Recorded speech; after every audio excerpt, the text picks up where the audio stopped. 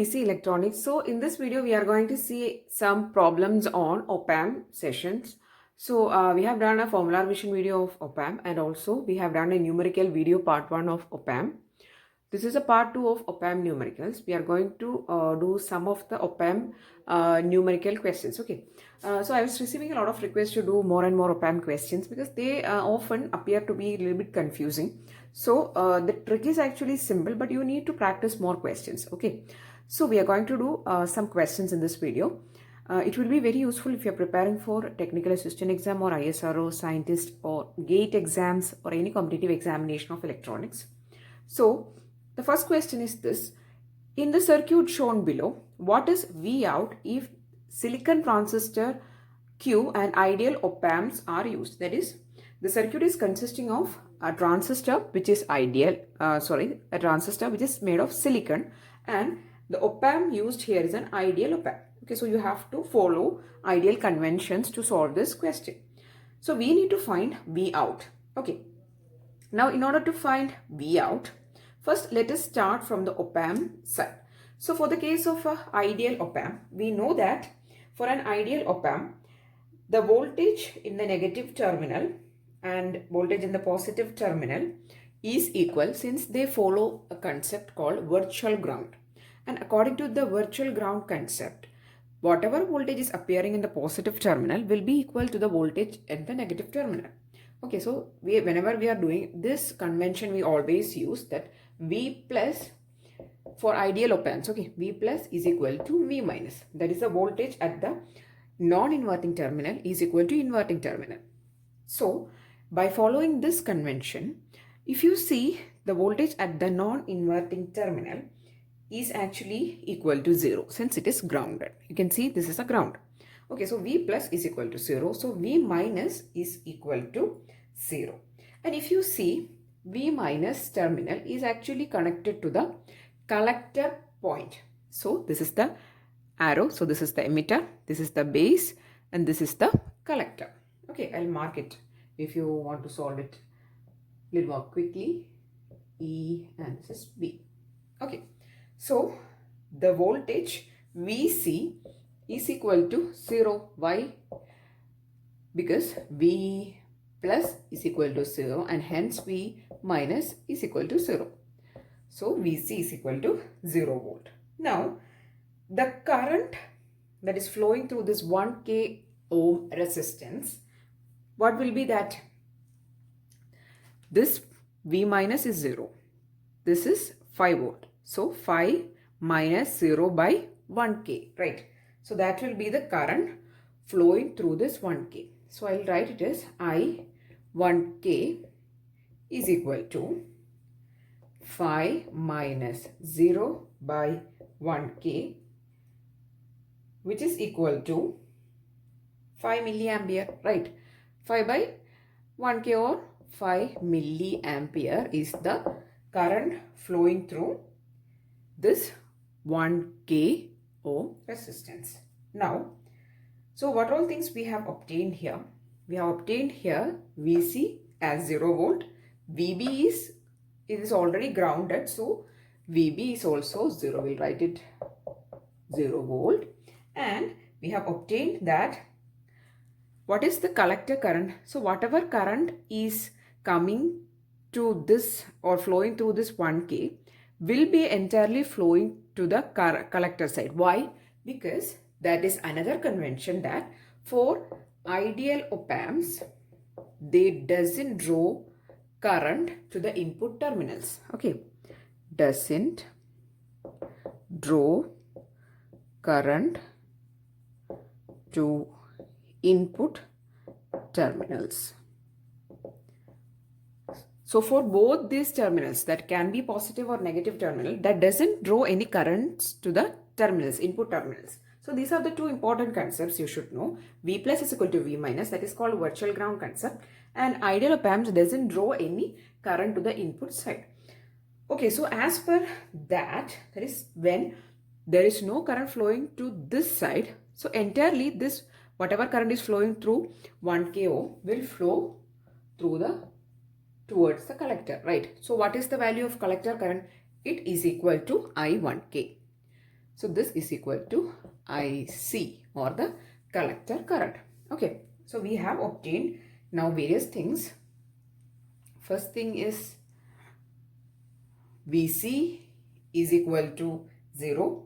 Then VB, from the question itself it is clear, that is 0. Then IC is equal to 5 milliamps. Okay, so these things we have obtained. Now, if you see, that is, if we want to find the V out, right? Now, if you observe the collector base junction of this transistor, that region or the collector base region is, or the base collector region is reverse biased. Why? Because the base voltage is 0 and also the collector voltage is 0. Okay, so that region is reverse biased. But if you observe, the collector current has some values, right? So there is collector current, but this junction is reverse biased. Since we have collector current or we have output for the transistor, the base emitter region has to be equal to the built-in potential of the PN junction in that region. Okay, so only when VB is equal to 0.7, since it is a silicon transistor, there will be output for the transistor and the transistor will get turned on, right? So VBE has to be 0.7. I'll tell it once again. See, there are two junctions, base emitter region and base collector region. So when the transistor is operating in an active region, the base emitter region will be forward biased and the base collector region will be reverse biased. Okay, so only when this base emitter region is forward biased or equal to the built-in potential or cutoff voltage of that PN junction, then only it will produce an output at the collector. Okay, so this is a common emitter configuration. Input is given to the base, output is taken from the collector. Since we have a valid number for collector current, since there is some collector current producing and the base collector region is reverse biased, the base emitter region has to be the built-in potential, which is equal to 0.7. Now, how this 0.7 is coming? Since it is a silicon transistor, in the question it is given, this is a silicon transistor. Okay, so VB is equal to 0.7. Now you can write VB as VB minus VE, right? So that is equal to 0.7 volt. Okay, VB, what is VB? It is 0. VB is 0. And what is V? V is actually equal to V out. Okay, so we have obtained minus V out is equal to 0.7, or you can write V out is equal to minus 0.7 volt is the output of this circuit. Okay, so V out is equal to minus 0.7 volt is the correct answer, or it is the output voltage. I hope you understood the concept. So this circuit is actually a combination of op-amp and transistor. So you have to take into consideration the conditions of the transistor and also the op-amp. So for an ideal op-amp, the two important conditions are, first one is virtual ground concept and also the concept of input currents. There is no input currents drawn to the positive and the negative terminals of an op-amp. Okay, so these are the two important concepts you have to apply here, and you will be obtaining the V out as minus 0.7 volt. The next question is this: the value of C for sinusoidal oscillations of frequency 1 kHz in the circuit is dash. Okay, so if you see this circuit, this is a little bit complex circuit. There's a lot of resistors, capacitors, op-amp, there is an op-amp. But if you have studied oscillators, especially Wien bridge oscillator circuit, if you have seen, this is actually a Wien bridge oscillator circuit, actually drawn in a little bit different way than the usual ways which we see. Okay, so this is a Wien bridge oscillator, and for a Wien bridge oscillator, these two branches, this is one branch and this is the parallel branch actually. Okay, so I have done a video on the oscillators, Wien bridge clap, Colpitts, Hartley, and RC phase shift oscillator. All these circuit diagrams and equation revision video we have done. So please do watch it. You will get to know the equations and circuits. So for the Wien-Bridge oscillator, if the value of resistors, this is R1 and this is R2. Okay. If R1 and R2 are equal and C1 and C2 are equal, the equation for frequency is F is equal to 1 by 2 pi RC. The original equation is like this: 1 by 2 pi root of R1 C1 R2 C2. It's like this. Okay. But when R1 and R2 is equal, square root will get cancelled. C1 and C2 similarly, it will be 1 by 2 pi RC. Okay. So from this equation, we have the frequency is 1 kilohertz. In the question it is given. So 1 kilohertz is equal to 1 by 2 pi. R is again 1K into C.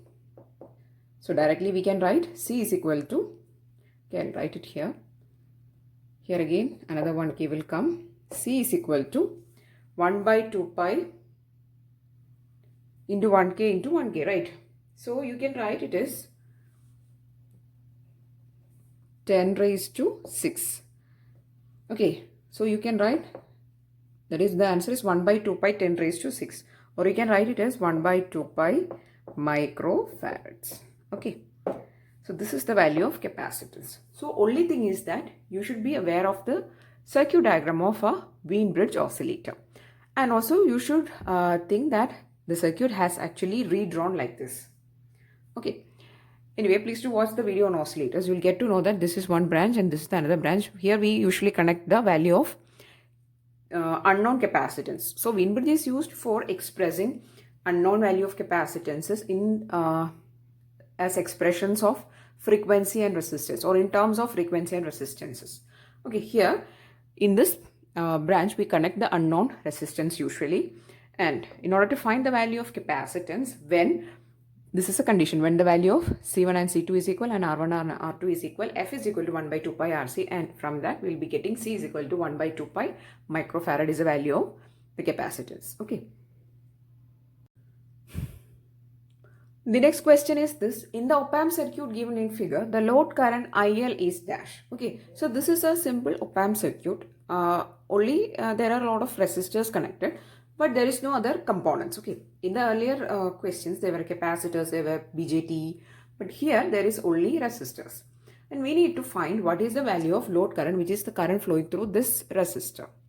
Okay, now okay, so this resistor value is RL. Okay, so please mark it as RL.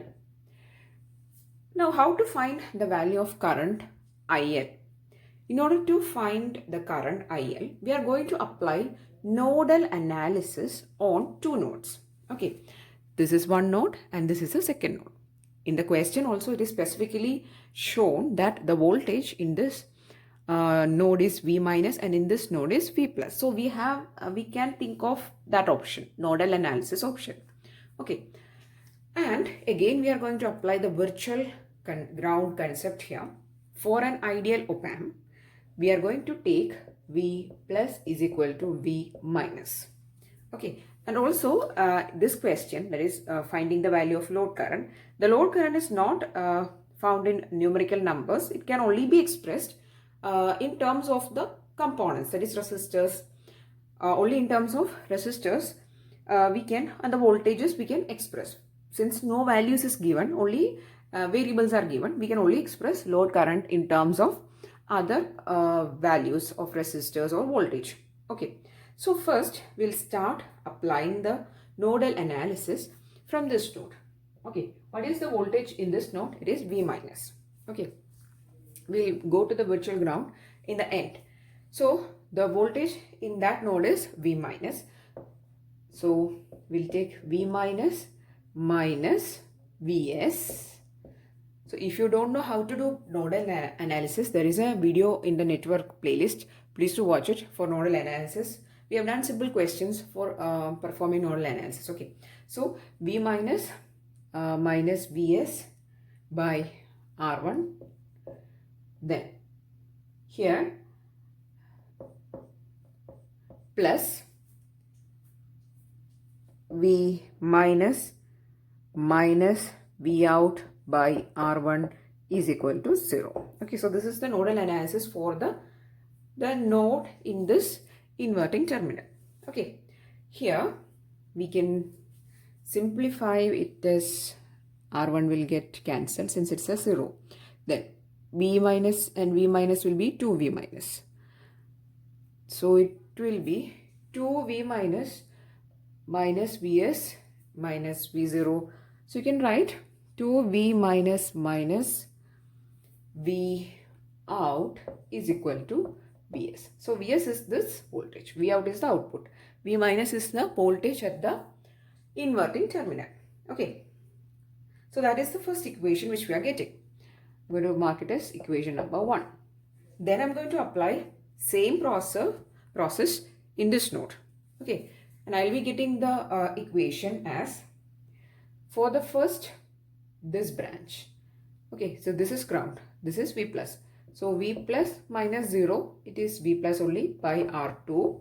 Then the current flowing through this node is IL. So plus IL, then plus here the current flowing through this node is actually the difference in potential between these two and by R2. So it will be V plus minus V0 by it is R2. Okay, so this is the value. So V plus minus V out by R2 is equal to 0. That is a complete equation. So the equation is V plus by R2 plus IL plus V plus minus V0 by R2 is equal to 0. So from that you can take R2 multiplying with R2 in the above equation. So IL R2 you can write. So I'm going to write it as IL R2. And you can take these two V plus together. It will be 2V plus. Then plus IL R2. You can write it equal to V0. Okay, so that is the second equation which you are getting, equal to V0. So this is the second equation. Now, from this equation, from the two equations, here V plus is equal to V minus. So you can write V plus as V minus, and I'm going to substitute this is 2V plus, and I'll be getting V plus in terms of V out and Vs. Okay, so I'm going to take this to the side. So it will be V plus V out plus Vs. 2V plus is equal to V out plus Vs. Right, here there is a 2V plus. Substitute the value of this term, that is 2V plus is equal to Vs plus V out. Substitute it here. It will be Vs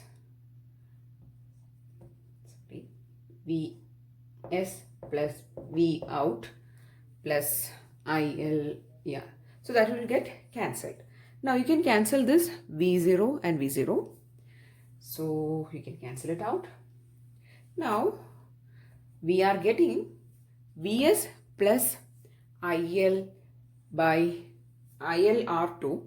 Vs plus IL R2 is equal to 0. So from that we'll get IL R2 is equal to minus Vs, or you can write IL is equal to minus Vs by R2.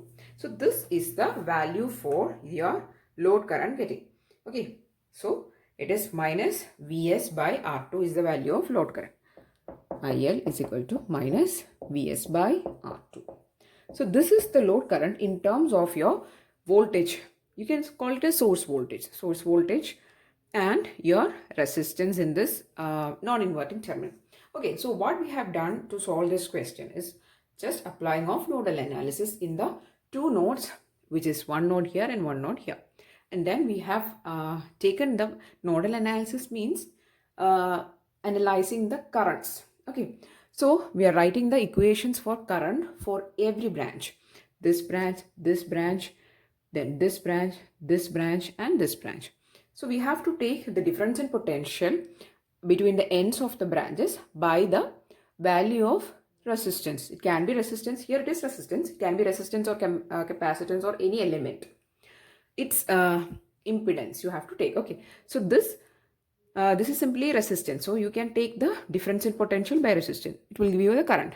Here also difference in potential by resistance. Here, since it is ground, difference in potential is only this voltage. Next is ground, so 0. So V plus by R. Here directly IL we need to find. So we have to substitute it as IL only. Then this is V plus minus V0 by R2. Then equating and forming two equations. Then we will apply the concept of virtual ground here, that is V plus is equal to V minus, and we'll be solving the question. Okay, so the value of IL obtained is minus Vs by R2. Okay, the last question that we are going to discuss in this video is this. The voltage E0 indicated in the figure has been measured by an ideal voltmeter. This is the output voltage and it is measured using an ideal voltmeter. Which of the following can be calculated? A, options are given. A, bias current of the inverting input only. B, bias current of inverting and non-inverting inputs. C, input offset currents only. D, that is some leakage currents or offset currents. D, both the bias current and offset currents. Okay, so in order to find which currents we are actually getting, all the options are currents, right? So in order to find which currents we are getting, we will try to find what is the current in the inverting and the non-inverting terminal. Sorry, there is a slight modification in this figure. So this is not non-inverting terminal, this is inverting terminal, this is non-inverting terminal, and also the currents are given as I minus and I plus. Okay, sorry I missed out from that figure. And also the potential in this region is V minus and this is V plus. Okay, this is the potential at inverting terminal, which is V minus, and this is V plus. Now we'll write the equations for I minus and I plus. I minus is equal to, how can we write it? Is equal to E0 minus V minus by 1 meg. It is 1 mega ohm resistance. Okay, so I minus is equal to E0 minus V minus by 1 meg. And from this we can write E0 is equal to I minus into 1 meg plus V minus. Right. So this is the equation which we are getting. Next, this is the equation that we are getting after solving your current equation for the inverting terminal loop. And you will be getting E0 is equal to I minus into 1 meg plus V minus. Right. Then now I am going to do the same procedure for the non-inverting terminal. I am going to write the current equation, which will be I plus is equal to, the current is flowing from the ground, so 0 minus V plus by 1 meg. Okay, so 0 minus V plus by 1 meg, and you can write it as V plus is equal to, so we can write this as V plus is equal to minus I plus into 1 meg. Okay, so these are the two equations which you are getting. This is equation number 1, this is equation number 2. Now according to the virtual ground concept, V plus is equal to V minus. Substitute the value of V minus as V plus. So you'll be getting, I'm going to modify this equation, minus I plus into 1 meg. Taking 1 meg is common, I minus minus I plus into 1 meg. Okay, so this is the equation which we are getting for E0. Okay, that is I minus, which is the current in the inverting loop.